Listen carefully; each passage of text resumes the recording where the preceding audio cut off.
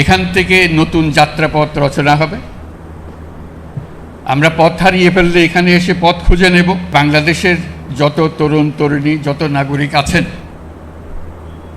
সবাইকে যেন একবার দেখার সুযোগ হয়। আজকের অনুষ্ঠান বিশেষ ঐতিহাসিক গুরুত্ব বহন করে। ওই গুরুত্বটা আমি শুধু স্মরণ করিয়ে দিতে চাই। পৃথিবীর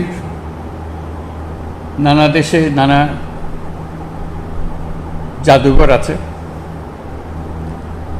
তারা অতীতের অনেক জিনিস সংগ্রহ করে বিশেষ বিশেষ জিনিস যাকে জাতির সামনে তুলে ধরার জন্য।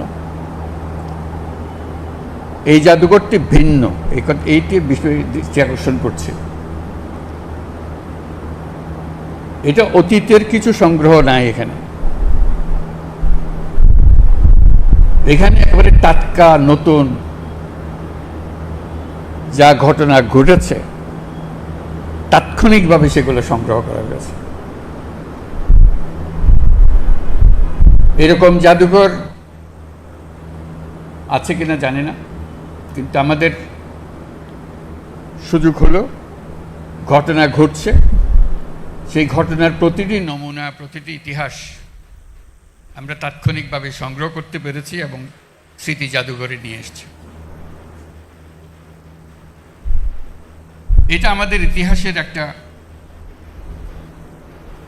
নতুন পর্যায় সৃষ্টি করেছে।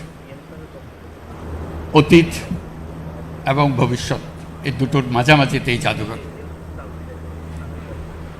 জাদুঘর তাৎক্ষণিকভাবে অতীতকে ধারণ করেছে, কিন্তু ভবিষ্যৎ রচনা করেছে।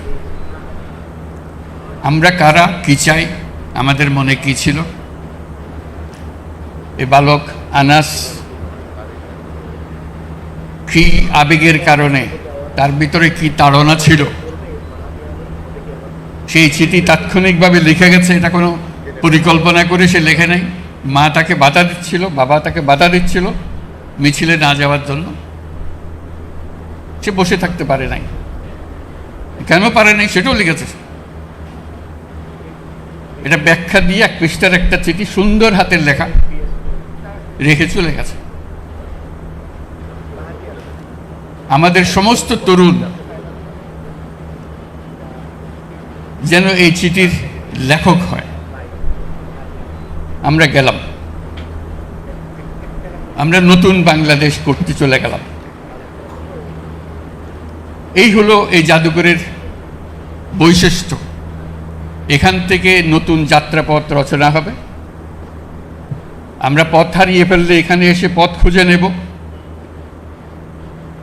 আমরা যদি আমাদের চিন্তায় কোনো গাফিলতি আসে, আমরা এখানে তার ঠিকানা বার করব।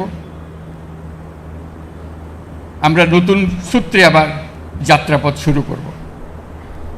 এটা এমন এক জাদুঘর যে বাংলাদেশের যত তরুণ তরুণী, যত নাগরিক আছেন, সবাইকে যেন একবার দেখার সুযোগ হয়।